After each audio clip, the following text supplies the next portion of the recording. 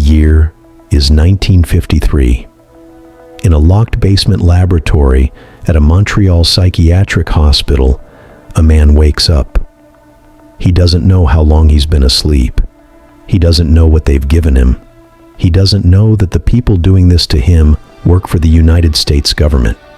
He never consented to any of it, and he is not alone. Between 1953 and 1973, the CIA ran one of the most disturbing secret programs in American history. They called it MKUltra.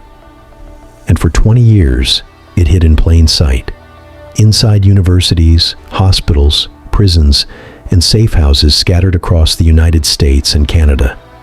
Funded with taxpayer money, authorized at the highest levels, and aimed squarely at one goal: controlling the human mind.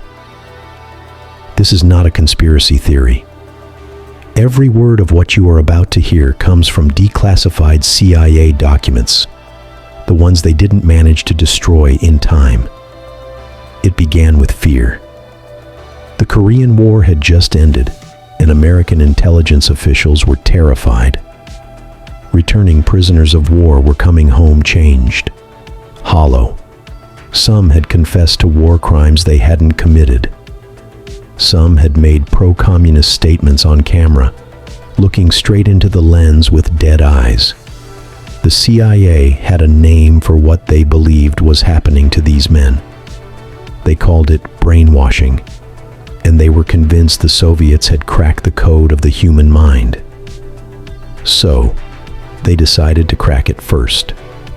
On April 13, 1953, CIA Director Allen Dulles personally authorized Project MKUltra.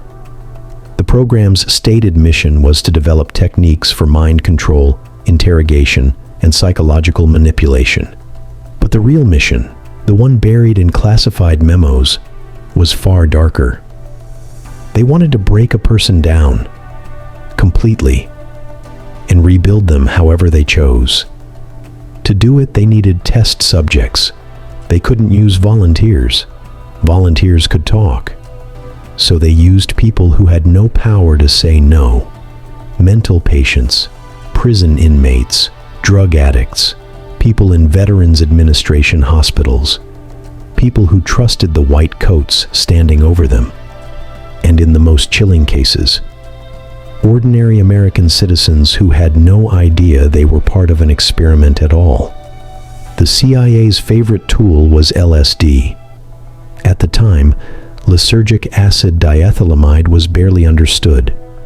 Its effects were unpredictable, terrifying, and in the right or wrong dose, potentially permanent. That's exactly what interested them. Under a sub-project called Operation Midnight Climax, CIA operatives set up safe houses in San Francisco and New York. They hired prostitutes to lure men off the street, slip LSD into their drinks, and bring them back. Agents watched through one-way mirrors, taking notes, while unwitting American men experienced some of the most disorienting hours of their lives, with no idea what was happening to them. One man never recovered. Frank Olson was a U.S. Army biochemist. He worked with the CIA. He was almost right. In 1977, a CIA employee cleaning out a records warehouse in Maryland stumbled onto a box that had been misfiled. Inside were 20,000 documents, financial records, experiment logs, internal memos that had somehow survived the purge. A Senate investigation followed. The Church Committee hearings brought former CIA officials before Congress. Americans watched on live television as their own government admitted it had secretly experimented on its citizens for 2 decades. The CIA's response? They expressed regret. A handful of victims received settlements. No one was ever criminally charged. Not one person went to prison.